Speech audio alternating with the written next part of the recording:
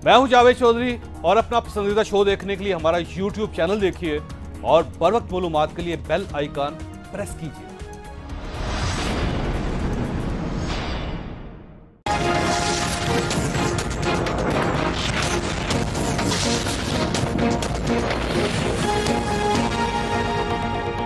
बिस्मिल्लाहिर्रहमानिर्रहीम।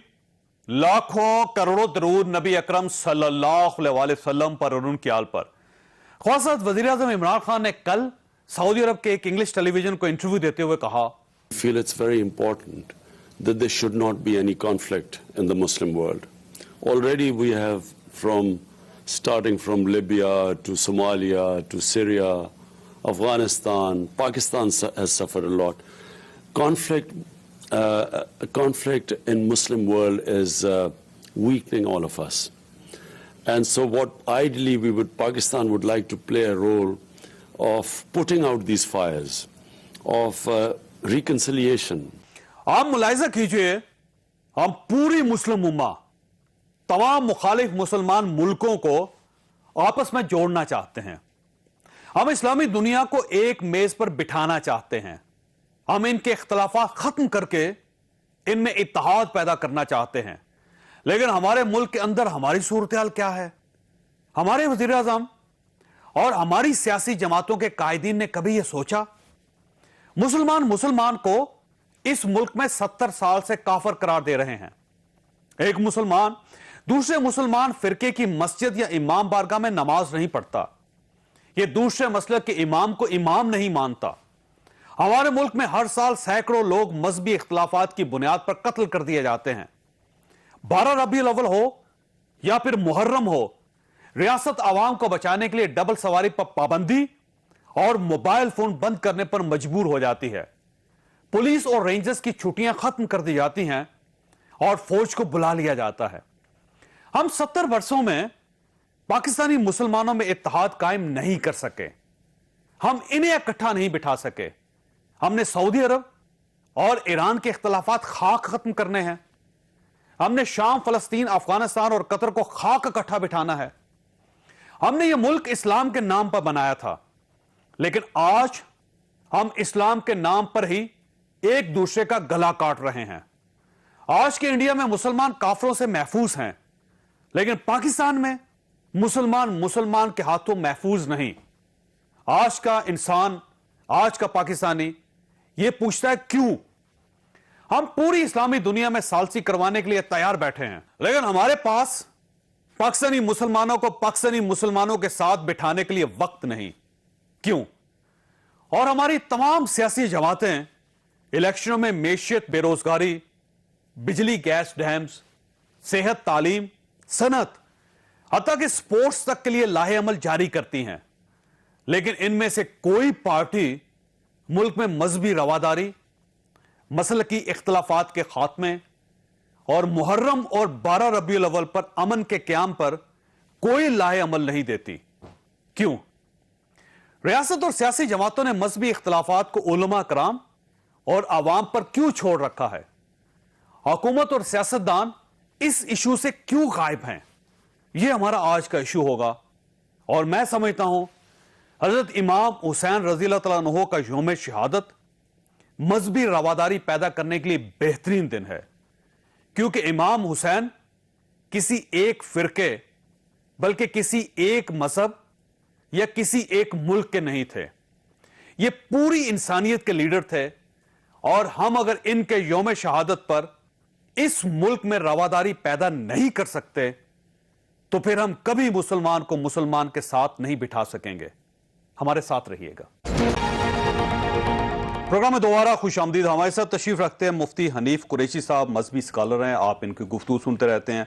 अलामा राजा नासिर अब्बास साहब ने हमें ज्वाइन किया है, ये भी मजहबी स्कॉलर हैं। आप इनकी भी गुफ्तगू सुनते रहते हैं। और मुल्तान में हमारे साथ तशरीफ रखते हैं इस वक्त कारी हनीफ जलंधरी साहब, ये भी मजहबी स्कॉलर हैं। राय साहब, सबसे पहले आपकी तरफ आऊँगा, ये फरमाइएगा कि ये मजहबी रवादारी कैसे पैदा हो सकती है इस मुल्क में? 70 साल हो गए हैं, हर 12 रबीउल अव्वल पे मोबाइल बंद और डबल सवारी पर पाबंदी, हर 10 मुहर्रम को, 9 मुहर्रम को यही सूरत हाल। इस वक्त भी पाकिस्तान के ज़्यादातर हिस्सों में मोबाइल बंद हैं। तो ये कब हमारे अंदर एक बर्दाश्त पैदा होगी जिससे हम एक दूसरे के इख्तलाफात को मिटा के हम इकट्ठे बैठ सकेंगे? بسم اللہ الرحمن الرحیم. شکریہ آپ نے دعوت دی اور موقع دیا آپ کے توسط سے پاکستانی سوسائٹی اور معاشرے سے بات چیت ہو سکے. دیکھیں میری نظر میں پاکستان کے معاشرے کے اندر جو یہ عدم رواداری کی آپ بات کرتے ہیں اس کی مذہبی بیک گراؤنڈ نہیں ہے, اس کی زیادہ تر پولیٹیکل ہے.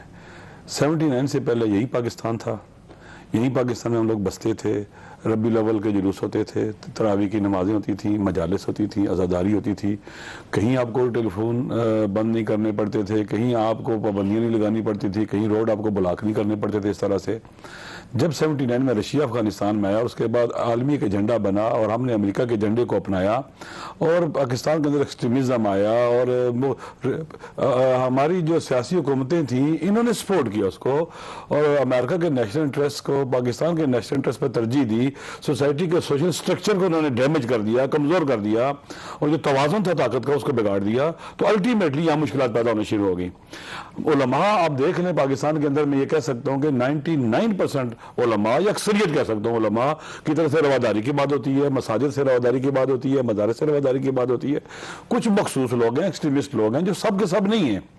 میرے خیال میں اگر اس طرح کی جو بات چیت کی جاتی ہے کہ پاکستان کے اندر جتنی انویسٹمنٹ ہوئی پاکستان کو برباد کرنے کے لیے, فرقہ واریت کی آگ میں جھونکنے کے لیے, لیکن ہمارا معاشرہ اس طرف نہیں جا سکا. کہ ہمیں اس ساری صورتحال کا علم ہے, ہمیں پتہ ہے باہر سے انویسٹمنٹ ہو رہی ہے, اس کا تعلق افغان وار کے ساتھ ہے, ہمیں یہ بھی معلوم ہے کہ طاغوتی طاقتیں مسلمانوں کو اکٹھا بیٹھا ہوا نہیں دیکھنا چاہتی, لیکن اس کے باوجود ہم ان کے اعلیٰ کار کیوں بن جاتے ہیں؟ دیکھیے میں پھر کہہ سکتا ہوں معاشرے کی اکثریت ان کی اعلیٰ کار نہیں بنی ہے.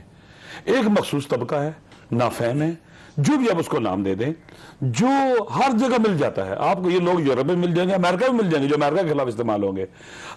ہمارے اگر حکمران, ہمارے جو ریاستی ادارے ہیں, اگر قانون کی حکمرانی کریں, رٹ ہو ان کی پاکستان کے اندر, اور جو اس طرح ریاست نظر آنی چاہیے. اگر نظر نہیں آئے گی اور ریاست نہیں ہوتی, آپ کا ملک اس گھر کی طرح ہو جائے گا جس کی دیوار نہیں, پھر جہاں سے کوئی آئے گا اس ملک کے اندر مداخلت بھی کرے گا اور ملک کو برباد بھی کرے گا. اس وقت ضروری یہ ہے کہ پاکستان کی جہاں علماء کی اب ذمہ داریوں کی بات کرتے ہیں, ریاست اپنی ذمہ داریاں نبھائے, حکومت اپنی ذمہ داریاں نبھائے, ہمارے سیاسی حکمران اپنی ذمہ داریاں نبھائیں. یہ نہیں ہے کہ وہ جو ایکسٹریمزم کے حوالے سے چپ رہیں. ایکسٹریمزم کوئی بھی ہو, چاہے وہ مذہبی ایکسٹریمزم ہو, چاہے وہ غیر مذہبی ایکسٹریمزم ہو, یہ سوسائٹی کو انبیلنس کرتے اور مشکلات کھڑی کرتے ہیں. کوئی صاحب یہ یوں محسوس ہوتا ہے کہ ریاست, حکومت اور سیاسی جماعتیں وہ اس ایشو سے باہر چلے گئی ہیں. وہ ایسے محسوس ہوتا ہے کہ مذہب کے بارے میں, اسلام کے بارے میں, رواداری کے بارے میں انہوں نے سب کچھ علماء کرام پہ چھوڑ کے وہ اپنے گھر چلے گئے ہیں اور انہوں نے کہا کہ اب یہ مسئلہ آپ ہی نے حل کرنا ہے. ریاست کیوں مسنگ ہے اس سے؟ بسم اللہ الرحمن الرحیم. چودھری صاحب, پہلی بات تو یہ ذہن میں ہمارے رہنی چاہیے کہ الحمدللہ العظیم اگر آپ پوری پاکستانی تاریخ کو دیکھیں یا انٹرنیشنلی جو کچھ اسلام کے خلاف اسلام دشمن طاقتوں نے جتنا انہوں نے کوشش کی ہے اسلام کو بدنام کرنے کے لیے یا محراب و منبر سے لوگوں کو دور کرنے کے لیے, ہم الحمدللہ ثم الحمدللہ یہاں کہہ سکتے ہیں کہ وہ بالکل منہ کے بل جا کر گری ہیں وہ ساری طاقتیں, اور اسلام اپنے حسین چہرے کے ساتھ آج بھی دنیا کے اندر جگمگا رہا ہے. میں تسلیم کرتا ہوں اس بات کو کہ ہمارے علماء کہہ دیں, مدارس کہہ دیں, مذہبی رہنما کہہ دیں, ان سے بھی کچھ اس سلسلے میں کمی کوتاہیاں ہوئی ہیں. لیکن بنیادی طور پر اگر ہم دیکھیں تو آج آپ پولیٹیکل پارٹیوں کو دیکھ رہے ہیں, ان کو تو ملک کے اندر اگر آج مذہبی حوالے سے آپ کا الیکشن شروع ہو جائے, آپ کی تو الیکشن کمیشن نے پابندی لگائی ہے کہ آپ الیکشن میں مذہب کا نام استعمال نہیں کر سکتے ہیں.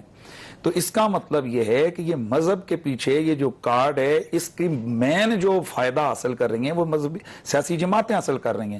میں آج دعوے سے اور چیلنج سے کہتا ہوں, اس وقت بھی آپ مذہب کے نام پہ آ کر الیکشن کروائیں, 5% ووٹ بھی اگر یہ سیکولرزم یا لبرلزم کے نام پہ لے جائیں تو میں جناب جماعت اسلامی بڑی پرانی ہے, جمعیت علماء اسلام فے جو ہے وہ بڑی پرانی سیاسی مذہبی جماعت ہے. ابھی لبیک یا رسول اللہ, انہوں نے ان کے قومی اسمبلی اور صوبائی اسمبلی میں 2 ارکان ہیں ان کے.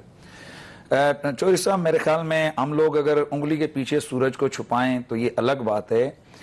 بڑی کلیئر سی بات ہے, یہ جو پی ٹی آئی کو ووٹیں ملی ہیں یہ بھی مذہب کے نام پہ ملی ہیں. گولڑا شریف نے، سیال شریف نے، فلان دربار نے، سب نے ان کی حمایت کی ہے تو ان کو ملی ہیں. یہ یعنی پاکستان میں الحمدللہ یہاں 95% لوگ مذہب کے ساتھ ہیں.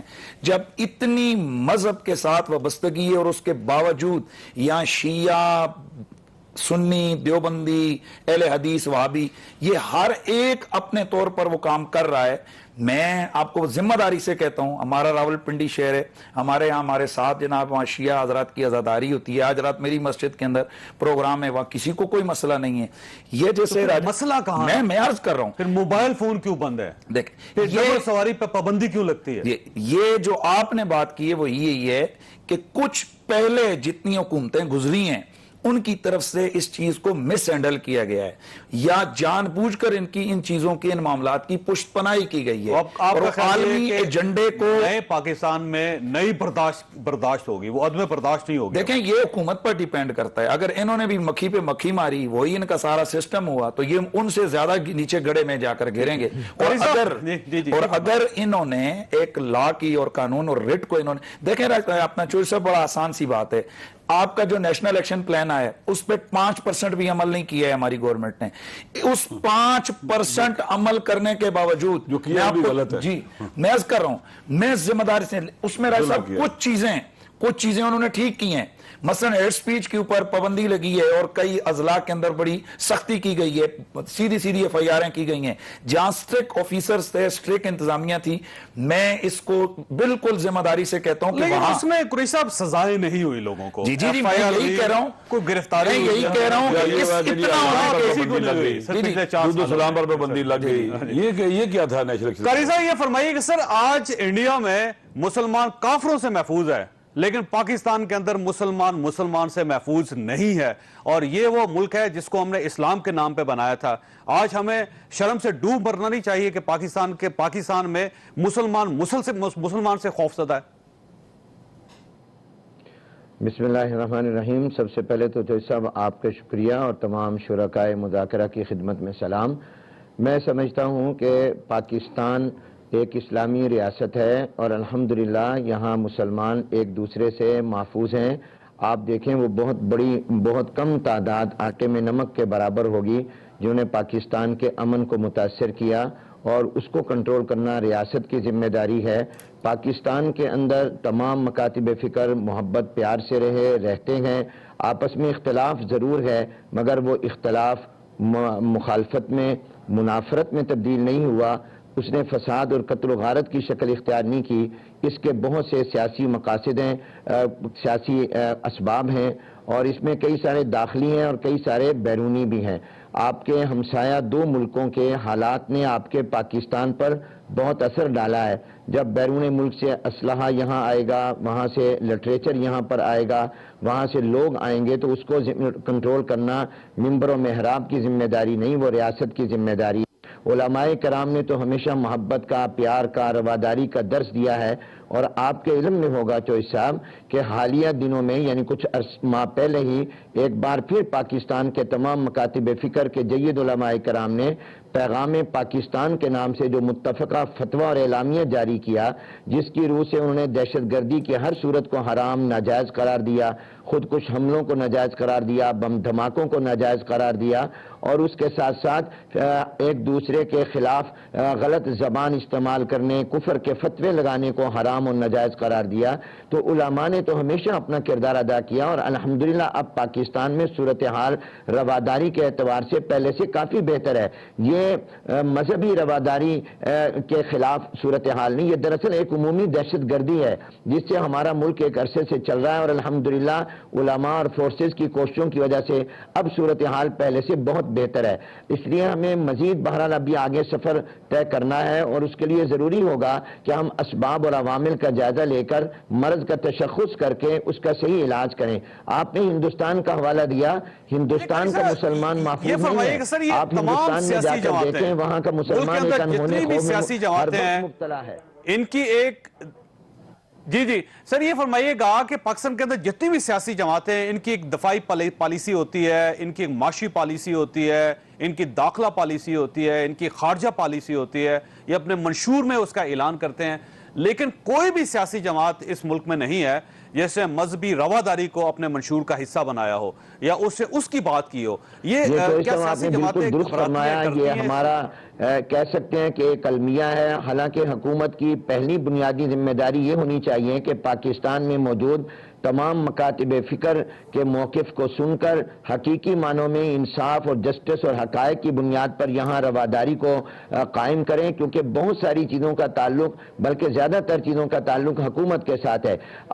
میں اس سے 100% تائید کرتا ہوں کہ ہماری ہر حکومت کو اب کم از کم موجودہ حکومت کو اس طرف توجہ دینی چاہیے اور اس کو چاہیے کہ ملک کے تمام مکاتب فکر کے جید علماء کرام کو بلائے اور ان کو بٹھائے, ان کا موقف سنے اور موقف سننے کے بعد ان کے اتفاق سے, مشاورت سے ایک ایسا لاحق عمل بنائے جس سے ہم مستقل بنیادوں پر اس ملک کے اندر امن و امان کو قائم کر سکیں, فرقہ وارانہ ہم آہنگی کو قائم کر سکیں, احترام کو قائم کر سکیں, تکفیر اور تبرہ کو ملک سے ختم کر سکیں, توہین کو ختم کر سکیں, اسلام کا خوبصورت چہرہ مزید دنیا کے سامنے لائیں.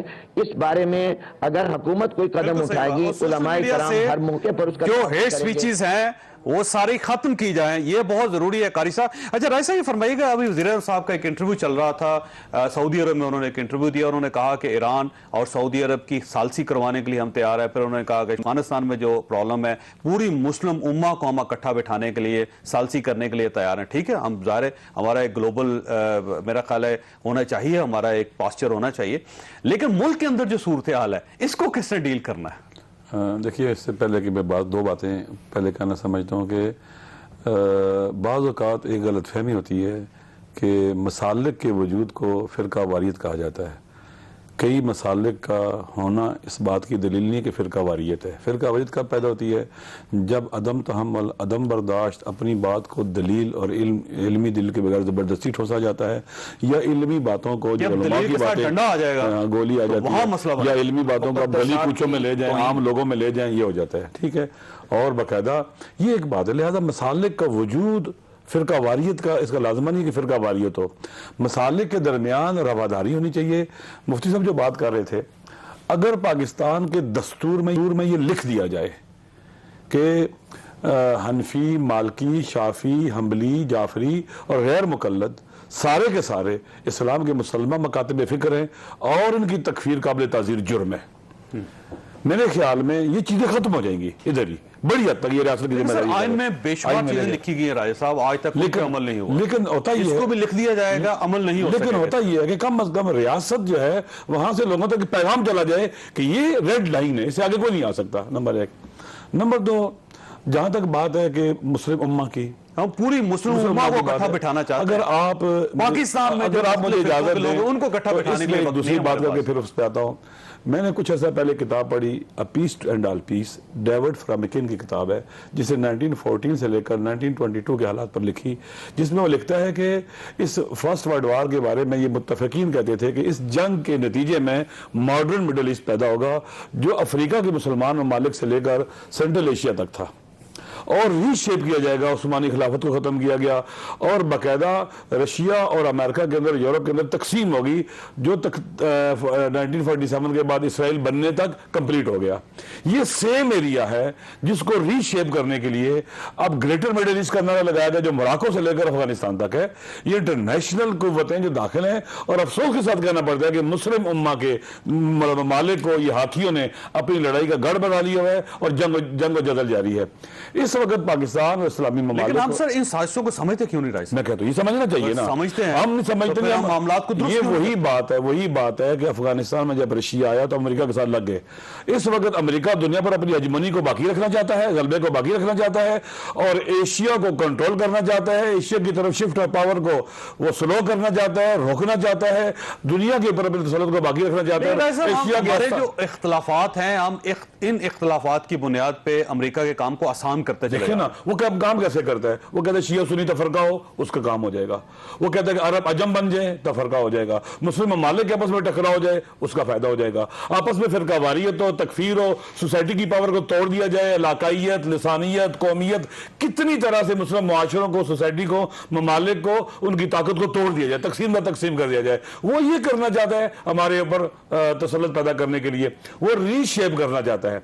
वो रशिया को तोड़ना चाहता है कि रशिया टूटता, इराक टूटता, तुर्की टूटता, ईरान टूटता, पाकिस्तान टूटता, तमाम मुस्लिम ममालिक ये टूट जाते, तक टुकड़ों में बढ़ जाते, रीशेप हो जाते, इसराइल एक्सपेंड हो जाता। लिहाजा इस वक्त जो टकराव है, इसको समझने की जरूरत है। ये सिर्फ चंद फिरकों का मसला नहीं है।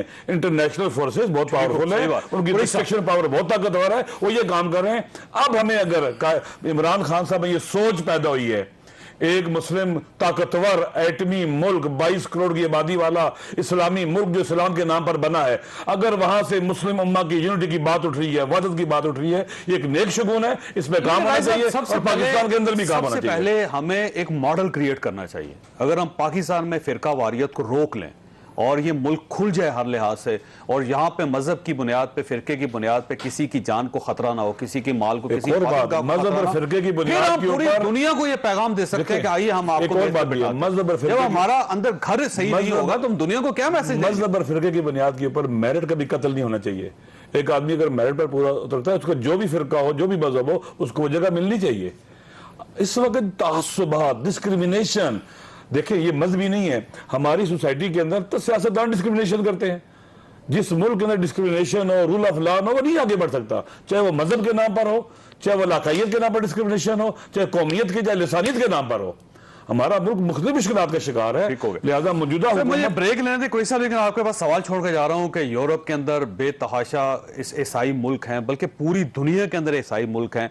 किसी मुल्क को मजहब की बुनियाद पर किसी दूसरे मुल्क के साथ कोई इख्तलाफ नहीं है। हम मुसलमान हैं, हम ये समझते हैं कि वो दुनिया हमें नुकसान पहुंचाना चाहती है, लेकिन हम अंदर से डिवाइडेड हैं, हम तकसीम दर तकसीम है। अगर हमने मुकाबला करना है उन ताकतों का, तो अपने अंदर इत्तेहाद पैदा करना पड़ेगा, और इत्तेहाद पैदा करने के लिए उलमा कराम को सामने आना पड़ेगा। क्या हमारे उलमा कराम वो लीडिंग रोल लेने के लिए तैयार हैं कि पूरी उम्मा को एक मेज पर बिठा लें? छोटे ब्रेक के बाद वापस आते हैं। प्रोग्राम में दोबारा खुश आमदीद। कोई साहब, उलमा कराम को अपना किरदार अदा करना पड़ेगा, क्यों नहीं कर रहे? चौधरी साहब, मैं छोटी सी आपसे गुजारिश करूंगा, मेरी बात को पूरा होने दीजिएगा। असल मसला एहसास का है। आपने काफ़ी जो पिछली बातें की, उन सारों को मैं लेके आना चाह रहा हूँ।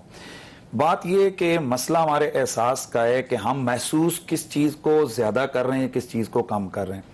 आपने अपनी गुफ्तगू में बार बार एक बात कही कि हम पाकिस्तान में एक दूसरे को मार रहे हैं, मज़हब के नाम पे मार रहे हैं। मैं आपकी इस बात से बिल्कुल इख्तिलाफ करता हूँ। उसकी वजह यह कि आप अपनी पूरी पिछला रिकॉर्ड निकलवाएं। आप माशाल्लाह बड़े ज़िम्मेदार और बड़े मालूमात रखने वाले आदमी हैं कि पाकिस्तान में सियासी बुनियादों पे कितने कत्ल हुए हैं और मजहबी बुनियाद पे कितने कत्ल हुए हैं। ये जो तालिबान ने हमारे यहाँ कत्ल व गारत का सिलसिला शुरू किया, तो ये क्या तालिबान ये मजहब की पैदावार है या ये सियासत की पैदावार है? और मादरत के साथ आपके तो यहाँ 12 मई एक दिन 70 लाशें गिरते हैं, उन पर कोई वावेला नहीं होता है। और फिर उसके बाद मादरत के साथ चौधरी साहब, हमें बहुत सारी हमारी तरजीहातें और आप लोगों की, आपके मीडिया की बहुत सारी तरजीहातें, कोई अमेरिका के लिए काम कर रहा है, कोई यूरोप के लिए काम कर रहा है, कोई किसकी बोली बोल रहा है, कोई किसकी भाषा बोल रहा है, जिसकी वजह से हमारा पाकिस्तान एक खेल का मैदान बना हुआ है। जो जिधर से गेंद उठा के मारता है जाके वो लगती है आगे, जिसका मुंह टूटता है, जिसका दांत टूटता है, इसकी किसी को परवाह नहीं। तो इस हवाले से अपने अपने एहसासात को देखना होगा। यानी इसका मतलब ये आप मीडिया वाले ये महसूस कर रहे हैं कि पाकिस्तान में मजहबी इंतहा पसंदी है, हम मजहब वाले मेहराबा मेंबर वाले ये महसूस कर रहे हैं कि हमारा मीडिया इनका सबका लीडर है, और सबसे ज्यादा पाकिस्तान के अंदर सियासी इंतहा पसंदी है। सियासत के नाम पे कत्ल हैं, सियासत के नाम पे डकैतियां हैं, अरबों खरबों रुपए लूट के ले जाते हैं। आपकी अगर किसी सियासी लीडर, वैसे कोई सियासी जमातों को क्यों सपोर्ट करते हैं? मेरी बात सुने, आप चौधरी साहब यहाँ खरबों डॉलर लूट के उनको सियासी लीडर लेके चले जाते हैं। आप चौधरी साहब या किसी भी, मैं जनरल बात कर रहा हूं, किसी एंकर की चूंकि तरजीहात में उनकी सपोर्ट है, वो उसको किसी ना किसी तरह से सपोर्ट करेंगे। हुकूमत के अगर आप मुखालिफ हैं, दुनिया दो हो जाए, वो जनाब सोना यहां से निकाल लें, आप उसकी मुखालफत करेंगे। इसका मतलब है तरजीहात हैं। किसी की तरजीहात पैसा है, किसी का तरजीहात वीजा है, किसी की तरजीहात जनाब सियासी मामलात और मफादात हैं। میں ایز اے مذہبی رہنما یا مذہبی ایک نمائندہ ہونے کی حیثیت سے میں ذمہ داری کے ساتھ قوم کے سامنے کہتا ہوں وہ تصویر پاکستان کی نہیں ہے جو آپ یا میڈیا یہاں پر دکھا رہا ہے. دیکھیے ذرا میرے معذرت سے آپ دیکھیے انڈیا کو دیکھیے, انڈیا کو دیکھیے, وہاں دلتوں کے ساتھ کیا ہو رہا ہے, وہاں مسلمانوں کے ساتھ کیا ہو رہا ہے, وہاں عیسائیوں کے ساتھ کیا ہو رہا ہے. اس کے مقابلے میں چودھری صاحب پاکستان میں 0% بھی نہیں ہے. آپ کشمیر میں دیکھیں یہاں کیا ہے, یہاں کوئی شیطان کا چیلا جس کی پیچھے بیٹ پہ سیاست کھڑی ہے یا پیچھے بیٹ پہ اس کے انٹرنیشنل اس کی جناب ترجیحات ہیں, اگر وہ ایک کوئی غلط بات کرتا ہے اور اس کے اوپر ریٹ جو گورنمنٹ کی وہ ریٹ قائم نہیں کر سکتی گورنمنٹ, یا اس کو اپنے قانون کے دائرے میں نہیں لا سکتی, اور اگر کوئی ایک انسیڈنٹ ہو جاتا ہے اس کو آپ کا میڈیا آپ کے پروگرام اس کو اتنا ہائی لائٹ کرتے ہیں. مثلا یہاں کا میں عرض کر رہا ہوں, یہاں ترجیحات کی بات کر رہا ہوں, یہاں قادیانی پچھلے دنوں میں ایک سلسلہ آیا کہ ایک انتہا پسند عاطف قادیانی, اس کے اوپر اعتراض مذہبی لوگوں نے اس کے مرزائی ہونے کی وجہ سے نہیں کیا, اس کے ایک اقلیتی فرد ہونے کی وجہ سے نہیں کیا, اس کے ایک میڈیا ایکٹیوسٹ اور انتہا پسند جو کہ میڈیا کے اوپر آ کر پچھلے 5 سال امت کو گالیاں دیتا رہا ہے, پاکستان کے آئین کے خلاف جو ایسی زبان استعمال کرتا رہا ہے کہ علمان والحفیظ, آپ نے اس کو مذہب کا سامنا رکھ کے کہا یہ دیکھو مذہبی انتہا پسندی. میں آپ سے پوچھنا چاہتا ہوں چودھری صاحب, ابھی سندھ کا جو آپ کا جناب اٹارنی جنرل لگے وہ عیسائی لگے, کسی عالم دین نے اعتراض کیا؟ کوئی مذہبی جماعت میدان میں آئی؟ آپ کو پاکستان کا اگر حسین چہرہ دکھانا تھا آپ کو اس پہ پروگرام کرنا چاہیے تھا, کم آن یہ ہمارے ملک کی پکچر, لیکن معذرت کے ساتھ ہمیں ایڈ نہیں ملتے, ہمارے پروگرام ہائی لائٹ نہیں ہوتے, ہمارے پروگرام ٹھیک ہو گئے, یہاں پر ہمیں احساسات ہمارے جو ہے نا وہ دوسری طرف چلے. اب کوئی صاحب آپ کا مسئلہ ختم ہو گیا؟ نہیں اب میرا سوال یہ ہے کہ جو ملک میں مذہبی عدم برداشت ہے اس کو پیدا کرنے کے لیے, برداشت پیدا کرنے کے لیے علماء اکرام کا کردار کیا ہونا چاہیے؟ سوال میرا یہ. میں اس سلسلے میں ہمارا جو پرانا ایک چیز آ رہی ہے, دیکھیں صرف اکیلے علماء کا مسئلہ نہیں, جب خرابی پولیٹیکلی اور انٹرنیشنلی آ رہی ہے تو اکیلا ایک بیچارہ عالم دین جو 10-20 ہزار تنخواہ لیتا ہے ہونا کیا چاہیے اس کے لیے دیکھیے رواداری, اپنا مذہب و مسلک چھوڑو نہیں, دوسروں کو چھیڑو نہیں. میں یہاں فرقہ واریت کی تشریح انہوں نے کی, ان کا اپنا ذہن ہے, میں پاکستان کے اندر فرقہ واریت کی تشریح صرف یہ کروں گا کہ فرقہ واریت کس چیز کا نام ہے, آپ دوسروں کے مقدسات کی توہین کرتے ہیں, یہ ہے فرقہ واریت کی بنیاد. ٹھیک ہو گیا. اچھا نیب جلندی صاحب یہ فرمائیے گا سر, یہ برداشت پیدا کرنا, اب دیکھیں نا برداشت بیسیکلی ضرورت ہے کہ اس کا تعلق اخلاقیات کے ساتھ ہے. ٹھیک ہے عبادات کا اختلاف ہو سکتا ہے, اس کے اندر خیالات کا اختلاف ہو سکتا ہے, لیکن کوئی بھی مسلک کوئی بھی فرقہ اخلاقیات پہ کوئی اعتراض نہیں کرتا. تو برداشت کا تعلق کیونکہ اخلاقیات کے ساتھ ہے, ان اخلاقیات کو پروان کس نے چڑھانا اس سوسائٹی میں؟ دیکھیے تو صاحب گزارش یہ ہے کہ رواداری, تحمل, برداشت یہ ہر معاشرے کی ضرورت ہے اور بنیادی ضرورت ہے. اس کے بغیر کوئی معاشرہ, کوئی ملک, کوئی قوم ترقی نہیں کر سکتی. لیکن تحمل اور رواداری صرف وعظ اور تقریر سے نہیں آتی, تحمل اور رواداری کے لیے بہت سی قربانیاں دینا پڑتی ہیں. وہ چیزیں جو برداشت اور تحمل اور رواداری کے لیے زہر ہیں, سم قاتل ہیں, ان تمام چیزوں کو ختم کرنا ہوگا. تحمل اور رواداری میں اور اسی طرح مداہنت میں یہ بہت بڑا فرق ہے. یعنی یہ نہیں ہے کہ ایک شخص جو ہے وہ تو دوسرے کے مقدسات پر حملہ آور ہو, اس کی ذات پر حملہ آور ہو اور اس کو یہ کہا جائے کہ تم تو بس تحمل اور رواداری کا مظاہرہ کرو. ایک شخص دوسرے کو جان سے مارنے کے درپے ہے اور ہم اس کو کہیں کہ آپ تو کوئی اپنا دفاع بھی نہ کریں, کوئی مقابلہ بھی نہ کریں, آپ تحمل اور رواداری کا مظاہرہ کریں. میرے خیال میں تحمل اور رواداری کے لیے ضروری ہوگا کہ ہم اس کے لیے تمام متعلقہ جتنے سٹیک ہولڈر ہیں, فریق ہیں, وہ بیٹھیں اور دیکھیں کہ عدم رواداری کے اسباب کیا ہیں. اور میں بار بار کہہ رہا ہوں کہ جب تک ان اسباب کا جائزہ نہیں ہوگا, مرض کی تشخیص نہیں ہوگی, علاج نہیں ہوگا. اس کے لیے مذہبی قیادت کو, سیاسی قیادت کو اور ہمارے اقتدار میں فائز لوگوں کو بیٹھ کر مل کر اس کے اوپر لا عمل بنانا ہوگا. اور میڈیا کے اس میں بہت کردار اہم ہے. اور اگر میں یہ کہوں کہ موجودہ دور میں اس ملک میں واقعی برداشت کم ہے لوگوں میں, اور بالخصوص مذہبی برداشت کم ہے. دیکھیے میں اس سے اتفاق تو نہیں کرتا کہ مذہبی برداشت میں تو سمجھتا ہوں کہ مذہبی لوگوں میں برداشت زیادہ ہے.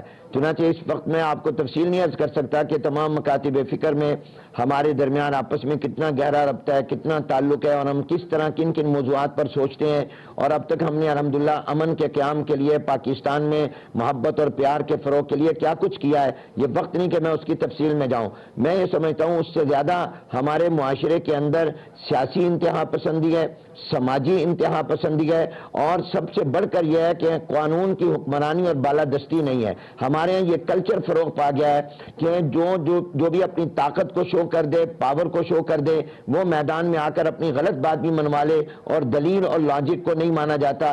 جب تک ہم اسلحے اور ویپن اور کلاشنکوف کی جگہ دلیل, منطق اور استدلال اور حقیقت پسندی اور انصاف کا راستہ اختیار نہیں کریں گے, ہم ملک سے انتہا پسندی کو اور شدت کو ختم نہیں کر سکیں گے. اور اس میں چوہدری صاحب میڈیا کا بہت اہم کردار ہے. اگر میں یہ کہوں کہ پبلک اور عوام میں عمومی سطح پر اب میڈیا زیادہ مؤثر ہے ذہن سازی میں, اور علماء اور منبر و محراب کا اثر اس کے مقابلے میں کم ہے, تو یہ غلط نہیں ہوگا. اور جس طرح بھی مذاکرے میں کہا گیا, میڈیا میں سے ہر ایک کا اپنا ایجنڈا ہے, اور آپ خود اس کو زیادہ بہتر جانتے ہیں کہ ان کے پیچھے کون سی فورسز, کون سی طاقتیں ہیں جو اس معاشرے کے اندر ناہمواری پیدا کرنے کے لیے ان چیزوں کو پروموٹ کرتے ہیں. آپ بتائیے, جناب نبی کریم صلی اللہ علیہ وسلم کی اس ملک میں شان میں گستاخی ہوئی, ان گستاخوں کو سزا دی گئی کیا؟ ان کو کیفر کردار تک پہنچایا گیا؟ یہ منبر و محراب کی ذمہ داری تھی یا ان کی؟ ختم نبوت پر ڈاکہ ڈالا گیا, کیا آج تک اس کی انکوائری رپورٹ سامنے آئی؟ ذمہ داروں کو سزا دی گئی. یہ منبر و محراب کی ذمہ داری تھی یا ارباب اقتدار کی ذمہ داری تھی؟ اور حالیہ دنوں میں جو کچھ ہوا اس کے بھی تو کوئی ذمہ دار ہوں گے. تعین ہوا کہ کس نے پاکستان کو پھر ایک ایسی صورتحال پر ڈال دیا تھا کہ جس میں اضطراب, بے چینی اور عدم استحکام کا خطرہ پیدا ہو گیا تھا. ٹھیک ہو گیا, ٹھیک ہو. ویسے سر رائے صاحب ادھر, رائے صاحب یہ فرمائیے گا سر, یہ برداشت پیدا کرنے کے لیے سوسائٹی میں کہاں سے کام کرنا پڑے گا؟ دیکھیے پہلی بات یہ ہے کہ گھروں سے شروع ہوتا ہے یہ کام. ماں باپ ہیں, والدین ہیں, بچہ ماں باپ کی گود میں پرورش پاتا ہے. پھر سکولز ہیں, سکولوں کے اندر ایسی تعلیم دی جائے, پڑھایا جائے, اخلاق سکھایا جائے. ہم نے تو سکولوں کے اندر اس چیز کو ختم ہی کر دیا ہے. خالی پڑھاتے ہیں, تربیت نہیں کرتے. ایک ہے تعلیم دینا کہ تربیت کرنا, اچھا انسان بنانا انہیں. ان کی جو اللہ نے ان کی فطرت میں جو صلاحیتیں رکھی ہیں ان کو رشد دینا, ان کو بیلنس پرسنالٹی بنانا. اس طرح تو علماء کا بھی کام ہے, مسجد کا بھی کام ہے, مدرسے کا بھی کام ہے. سوسائٹی کے تمام آرگنز جو انسان کی تعلیم و تربیت سے تعلق رکھتے ہیں ان سب کی ذمہ داری ہے. پھر پولیٹیکل لیڈرشپ اور علماء کی جو لیڈرشپ ہے اس کا پریکٹیکل عملی کردار بہت عام ہے کہ وہ کتنے بیلنسڈ ہیں, کتنی میں رواداری ہے, وہ کتنا مد مقابل اور مخالف کے ساتھ رواداری سے پیش آتے ہیں, وہ اس کو بلاتے کیسے ہیں, وہ بات کیسے کرتے ہیں, ان کا سٹائل کیا ہے. یہ تمام چیزیں جو پولیٹیکل لیڈرشپ ہو, جو علماء ہوں, جو حکمران ہوں, یہ حقیقت میں لوگوں کو ٹیچ کر رہے ہوتے ہیں اپنے عمل اور کردار کے ساتھ. ایک جامع کام ہے. اب سکولوں کو دیکھ لیں آپ, سکولوں کے اندر تو وہ لڑکا جو جیدار ہو اس کو جیدار کہتے ہیں, جو بڑا بدماشی کرے اور قانون نہ مانے کرے, بڑا جیدار لڑکا ہے جی, اور ٹیچر کے ساتھ بدتمیزی کرے. اب دیکھ لیں اسکولوں کی صورتحال کیا بن گئی ہے, استاد کا احترام ختم ہے. اب شروع کہاں سے ہوتا ہے اب دیکھ لیں, اور آخر تک سلسلہ چلتا ہے میرے خیال میں. ویسے سر آپ کو پتہ ہے کہ دنیا میں سب سے زیادہ فرقے جو ہیں وہ عیسائیوں میں 26,000 سے زیادہ فرقے ہیں ان کے اندر, لیکن استاد جو ہوتا ہے اس کو ہمیشہ فرقہ واریت سے بلند سمجھتے ہیں. کوئی استاد اپنے ساتھ چھوڑے, اسلام میں بھی یہی ہے, کوئی استاد اپنے ساتھ اپنے نام کے ساتھ کوئی ایسا لفظ نہیں لگا سکتا جس سے اس کے فرقے کے بارے میں پتہ چلتا. وہی کہتے ہیں کہ استاد استاد ہے, اس کے فرقے کا پتہ نہیں چلنا چاہیے طالب علم کو. یہ جو ہمارے اساتذہ کرام ہے سر, اس میں بھی بہت دیکھیں ان کے جو ٹائٹل ہوتے ہیں اسی سے تو بات شروع ہو جاتی ہے سر. دیکھیں میرے بات سن لیں, آپ یورپ کی میں مثال نہ دیں. یورپ نے جنگیں لڑ لڑ کے مذہب کے نام پر جو قتل و غارت گری کی, جیسے اسے مارا ہے, جو بربادی کی ہے, اس کے نتیجے میں اب وہاں پر عیسائیت نام کی رہ گئی ہے, کرسچنٹی نام کی رہ گئی. کوئی مسلمان اپنی مسجد نہیں بھیجے گا. آپ یورپ میں چلے جائیں, عیسائی اپنے چرچ بیچ رہے ہیں اور لوگ چرچ خرید کے وہاں مسجدیں بنا رہے ہیں. عیسائیوں کے اندر مذہب بہت کمزور ہو گیا ہے, بہت کمزور ہو گیا ہے. بلکہ کہا جاتا ہے کہ ماڈرنٹی نے اور پوسٹ ماڈرنٹی نے کہتے ہیں وہاں خدا کو مار دیا ہے, خدا مر گیا وہاں پر, کہتے خدا ہی نہیں ہے, اور کہتے ہیں کہ تمہارے معاشروں میں بھی تو خدا زندہ ہے. آپ دیکھ رہے ہیں, لہٰذا وہ ہمارے لیے قابل مثال نہیں ہے. اسلامی ملکوں کے اندر ہمیں کیا کرنا چاہیے. ہمارے استاد, ہم اسکول پڑھتے رہے, ہمارے استاد اہل سنت بھی تھے, اہل تشیع بھی تھے, دیوبندی بھی تھے, اہل حدیث بھی تھے. مجھے اسلامیات پڑھاتے تھے وہ اہل حدیث تھے. آج تک ان کو یاد کرتا ہوں, محبت کرتے ہیں ان سے. محبت کا انہوں نے پڑھایا ہے, نہیں دیکھا کہ یہ شیعہ ہے, یہ سنی ہے, فلاں. بہترین استاد تھے اور پڑھا رہے تھے. میرے خیال میں ہماری جو ٹیچر ٹریننگ کے انسٹیٹیوٹ ہیں ان کو بھی بہتر کرنا ہوگا، پورے کے پورے تعلیمی اور تربیتی سسٹم کو سنوارنا ہوگا تاکہ ہم شروع سے ہی بچے کی جو بنیاد بنائیں وہ درست ہو۔ تعلیم کے ساتھ تربیت کی ضرورت ہے۔ ٹھیک ہو گیا۔ ایسے میں نے وقفہ لینا ہے سر، لیکن ایک میسج بلکہ ایک خیال چھوڑ کے جا رہا ہوں آپ کے پاس قریشی صاحب، کہ علماء اکرام جب مساجد میں وہ خطبہ دیتے ہیں تو وہ اخلاقیات کے اوپر اگر وہ فوکس کریں، برداشت کے اوپر فوکس کریں، تو میرا خیال ہے پورا ملک کی تبدیل ہو جائے، کیونکہ ہم برداشت کا سبق کسی کو نہیں دیتے۔ ایک چھوٹی سی بریک والا پروگرام میں دوبارہ خوش آمدید۔ کوئی سے یہ فرمائیے گا سر، یہ علماء اکرام برداشت کا سبق کیوں نہیں دیتے؟ میرے خیال میں آپ پھر اختلاف کریں گے، میں پھر اختلاف کروں گا اور میڈیا سے اختلاف کریں گے۔ میں عرض کر رہا ہوں، دیکھیں بات وہی ہے چودھری صاحب، یہ آپ کہہ رہے ہیں کہ علماء کرام کیوں نہیں دیتے، آپ ہمیں کہتے ہیں، آپ نے سوال چھوڑا تھا کہ بھئی آپ ہر جمعے کو کریں، ہم تو ہر جمعے کے دن ہمارے سامنے ہوتا ہے، مگر میری مسجد میں 3-4 ہزار آدمی ہوتا ہے، تو آپ کو تو ہر دن کروڑوں لوگ سنتے ہیں، آپ کے اس پروگرام میں بیٹھ کے یہاں پیالیاں بھی چل رہی ہوتی ہیں یا کرسیاں بھی چل رہی ہوتی ہیں، تو آپ یہ کیوں نہیں؟ یہ بھی وہ چند لوگ ہیں، یہ دیکھیے آپ ہمیشہ کہتے ہیں چند لوگ اختلاف پیدا کر رہے ہیں، یہ دیکھیں اس وقت چند لوگ ہیں جو یہ اہل تشیع ہیں، میں سنی ہوں، یہ اپنی بات کر رہے ہیں، میں اپنی بات کر رہا ہوں، اس کا مطلب ہے کہ بنیادی طور پر ہم ایسا کوئی خوفناک تصویر نہیں ہے علماء کی۔ بات کہاں پہ کر رہے ہیں؟ جی جی جی میں کر رہا ہوں، میڈیا پہ کر رہا ہوں، میڈیا کا کتنا پازیٹیو کردار ہے کہ اس نے آپ تینوں کو ایک جگہ بٹھا دی۔ جی جی جی یہی آپ کیا کریں، صرف 9 محرم کو نہیں یا 10 محرم کو نہیں، مہربانی کر کے اس کو آپ مہینے میں 2-4 بار کریں۔ اسی طرح کے میسج جب آپ کے اتنے بڑے پلیٹ فارم سے جائیں گے، تھوڑا سا آپ کا ریٹنگ کا مسئلہ ہوگا، لیکن آپ یقین کریں کہ اس کا بہت بڑا فائدہ ہوگا۔ بڑی دلچسپ بات ہے کہ اس قسم کے پروگرام جو تو اس کی ریٹنگ زیادہ ہوتی ہے، ہم اس ریٹنگ سے اوائڈ کرتے ہیں ہمیں۔ اچھا اور دوسری جو بات آپ نے یہ فرمائی ہے، دیکھیں چودھری صاحب، ہمارا نصاب کیا ہے؟ پاکستان میں بیٹھ کر آپ آکسفورڈ کا نصاب پڑھائیں گے، پاکستان میں بیٹھ کر آپ ترکی کا نصاب پڑھائیں گے، پاکستان میں بیٹھ کر آپ سعودیہ کے سکولوں کا جہاں بادشاہت ہے ان کا نصاب پڑھائیں گے، تو خاک آپ رواداری پیدا کریں گے۔ میں بنیادی طور پر اس سارے سسٹم کی خرابی کا ذمہ دار آپ کے تعلیمی نصاب کو سمجھتا ہوں۔ آپ کا تو نصاب شیعہ سنی ہے جی، معذرت کے ساتھ۔ کیسے؟ اس لیے کہ جتنے بھی اسکول ہیں جو سرکاری ہیں ان کی شیعہ اسلامیات اور ہے، سنی اسلامیات، اس کی وجہ سوسائٹی کے اندر ڈیوائیڈ ہے نا۔ جی جی میں یہ کس کا کام ہے؟ اچھا مجھے یہ بتائیں تو ہم سلیبس پہ کیسے لے کے یعنی ہم وہاں شیکسپیئر کے ڈرامے، ہمارے جو ہے نا یہ اوپر بیٹھے ہوئے نصاب بنانے والے، یہ کہتے ہیں فلاں لیڈر کو لے آؤ، فلاں ڈرامہ لے آؤ، یہ کیوں نہیں ایسے ہر کلاس کے اندر ہمارا ایک کمیٹی بیٹھے اور یہ فرض کر دے کہ ہر تعلیمی کلاس کے اندر ایک نصاب سب سے پہلے کامن نصاب ہو جو سب کے لیے قابل قبول ہو، اور اس کے بعد شیعہ اور سنی کی ڈیوائیڈ نہیں ہونی چاہیے۔ جی ہاں نہیں ہونی چاہیے اس کے، اور میں آپ کو معذرت سے، آپ ایم ایم اے حکومت رہی ہے، پھر یہ پولیٹیکلی آ جائے گی، لیکن یہ سچی بات ہے، سرحد کے اندر یعنی KPK کے اندر 5 سال ان کی حکومت رہی ہے، انہوں نے ایک کلرک سے لے کر ایک قاری تک انہوں نے مسلک کی بنیاد پر بھرتی کی ہیں، اور آج ظاہر ہے، اور میں ایسی لیکن کوئی صاحب دیکھیں نا، اگر انہوں نے غلطی کی تھی تو لوگوں نے دوبارہ ان کو الیکٹ نہیں ہونے دیا، کتنی کوشش کی انہوں نے، یہ ان کی غلطی ہے۔ میں عرض کر رہا ہوں کہ لوگوں نے پانی بھرنا چھوڑ دیا، کتا تو کنویں میں ابھی پڑا ہوا ہے نا سرکار، اس کے لیے تو کچھ کریں، ملک کا سسٹم تو آپ نے خراب کر دیا ہے۔ آج سکولوں میں تو بیٹھ کے جو ایک مثلا میرے سامنے ٹیچر، میں بیٹھا ہوں، میرے سامنے جو سٹوڈنٹ ہیں، چھوٹی کلاسیں ہیں، چھوٹے ان کے ذہن ہیں، میں تو جو ان کے ذہن میں ڈالوں گا وہ وہی کریں گے۔ تو آپ سب سے زیادہ چودھری صاحب آپ پہ فرض ہے، آپ یہاں بیٹھ کر ایک آواز اٹھائیں، قوم کی آواز ہے، میں ہاتھ جوڑ کے کہتا ہوں کہ پاکستان کو پاکستانیوں کا نصاب دو، ان کو گورے یہودیوں، عیسائیوں، ان کافروں کا نصاب نہ دو۔ آپ لوگوں کو تھوڑی سی محنت کرنی پڑے گی، میں زیادہ نہیں، میں کہتا ہوں تھوڑی سی آپ بھی کریں اور ہم بھی ساتھ ہیں آپ کے، آپ اکٹھے بیٹھے تو صحیح، دیکھیں ہمارے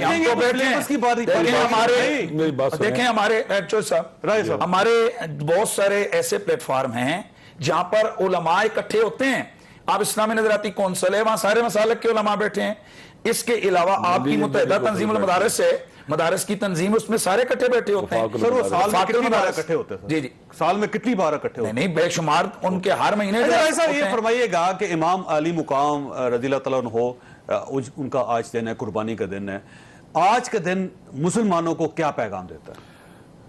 امام حسین علیہ السلام کی جو کربلا کی قربانی ہوئی ہے کہ مار کے حق و باطل میں آپ نے کوئی کمپرومائز نہیں کرنا، حق کا ساتھ دینا ہے، باطل کے مقابلے میں کھڑا ہونا ہے، آپ نے ظلم ستیز رہنا ہے، ظلم سے نفرت کرنی ہے، ظالموں کا مقابلہ کرنا ہے، عدل کا پرچم اٹھانا ہے، آپ نے خود غرض نہیں بننا، آپ میں اصرار و فداکاری کا جذبہ ہونا چاہیے، آپ میں حیا، پاک دامنی، عزت نفس اور انسانی کرامت کا احساس ہونا چاہیے کہ کسی قیمت پر بھی جس طرح آپ کو حق نہیں ہے کہ اپنی زندگی کو ختم کریں سوائے خدا کی راہ کے، اسی طرح آپ کو حق نہیں ہے کہ آپ اپنی عزت نفس پر بھی کمپرومائز کریں، ظالموں کے آگے جھک کے، ظالموں کی بیعت کر کے، ظالموں کے آگے سر جھکا کر۔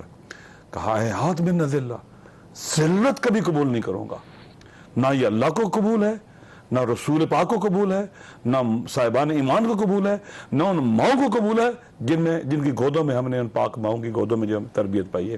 حضرت امام حسین علیہ السلام فرماتے ہیں، ان کا یہ کہ معاشرے کی اصلاح کا کام، اس کے اندر کوتاہی نہیں کرنی چاہیے، اس کے اندر آنکھیں نہیں بند کرنی چاہیے، بے تفاوت نہیں ہونی چاہیے سوسائٹی کے اندر، سوسائٹی کو کمزور نہیں ہونے دینا چاہیے۔ اگر معاشرہ کمزور ہو جائے، اپنی طاقت کھو بیٹھے، اس پر پھر یزید جیسے لوگ مسلط ہو جاتے ہیں۔ معاشرہ کیسے کمزور ہوتا ہے؟ جب اس کو ٹکڑوں میں بانٹ دیا جاتا ہے، جب اس کو بے تفاوت کر دیا جاتا ہے، جب وہ لالچی ہو جاتا ہے، جب وہ خود غرض ہو جاتا ہے، جب اس میں نفاق آ جاتا ہے، جب اس میں بزدلی آ جاتی ہے، جب اس میں لالچ آ جاتا ہے۔ یہ تمام چیزیں ایسی ہیں جو ایک معاشرے کو کھوکھلا کر دیتی ہیں، ایک قوم نہیں رہتی، پھر ایک معاشرہ نہیں رہتا۔ امام حسین علیہ السلام کی تمام کے تمام جو خطبات ہیں، مدینہ سے لے کر کربلا اور شہادت تک، آخری لمحے تک یہی ہے، اور اللہ کے ساتھ رابطہ رکھنا ہے۔ قاری صاحب، آپ سے بھی یہی سوال ہے کہ آج کے دن ہم کیا سیکھ سکتے ہیں امام علی مقام رضی اللہ تعالیٰ عنہ سے؟ سب سے پہلے تو یہ کہ ہمیں سیدنا حسین رضی اللہ تعالیٰ عنہ کے قربانی سے یہ پیغام ملتا ہے کہ آزمائشیں اور ابتلائیں یہ اہل حق پر آتی رہتی ہیں، اور یہ کبھی بھی آپ کے راستے میں رکاوٹ نہیں بننی چاہیے۔ ان آزمائشوں اور ابتلاؤں میں آپ کو اپنے مشن پر قائم رہنا ہے، استقامت کا مظاہرہ کرنا ہے، عزیمت کا مظاہرہ کرنا ہے، اور آپ کی جان وہ قیمتی نہیں ہے، اصل میں آپ کا جو مشن ہے، دین ہے، حق ہے، وہ زیادہ قیمتی ہے، اور باطل کے ساتھ سمجھوتا نہیں کرنا، برائی سے سمجھوتا نہیں کرنا، کمپرومائز نہیں کرنا، بزدلی کا مظاہرہ نہیں کرنا، بلکہ آپ نے اس کا مقابلہ کرنا ہے اور ڈٹ جانا ہے۔ اور سب سے بڑھ کر یہ کہ اسلام کو سربلند رکھنا ہے، اسلام کو اونچا رکھنا ہے، اصولوں کے ساتھ کھڑے ہونا ہے، مظلوموں کے ساتھ کھڑے ہونا ہے، ظلم کو کبھی برداشت نہیں کرنا، اور آپ اگر حیات ابدی چاہتے ہیں تو آپ کو راہ حق میں ہر قربانی کے لیے ہر وقت تیار رہنا چاہیے۔ اور میں سمجھتا ہوں کہ امام علی مقام رضی اللہ تعالیٰ عنہ کا سب سے بڑا پیغام یہ ہے، عمل عمل عمل، کردار۔ ہم قول کے غازی ہیں، کردار کے غازی نہیں۔ ہمیں اسلامی تعلیمات پر عمل کرنا چاہیے، اور ہمیں قرآن و سنت پر عمل کرنا چاہیے، اور ہماری پہلی اور آخری ترجیح یہی ہونی چاہیے کہ ان صلاتی و نسکی و محیای و مماتی للہ رب العالمین لا شریک لہ و بذالک امرت وانا اول المسلمین۔ اول بھی ایمان، آخر بھی ایمان، میری پہلی ترجیح بھی اسلام اور آخری ترجیح بھی اسلام، اور معاشرے میں اتحاد اور اتفاق، اور مظلوموں کی داد رسی اور مظلوموں کے ساتھ کھڑے ہو جانا اور ظالم کو للکارنا، یہ حضرت حسین رضی اللہ تعالیٰ عنہ کا پیغام ہے۔ بالکل بالکل درست فرمایا سر، آپ سے بھی پیغام۔ دیکھیے، یزید یہ استعارہ ہے صبح قیامت تک باطل کا، اور حسین یہ استعارہ ہے صبح قیامت تک حق کا۔ تو یہ نہیں کہ وہ یزید مر گیا، صدیاں بیتیں اور حسین پاک شہید ہو گئے اور یہ سلسلہ ختم ہو گیا۔ صبح قیامت تک حسینیت بھی باقی ہے اور یزیدیت بھی باقی ہے۔ ظلم اور انصاف دونوں چلتے رہیں گے۔ یہ ظلم جہاں بھی ہو وہ یزیدیت ہے، عدل انصاف رواداری جہاں بھی ہو وہ حسینیت ہے۔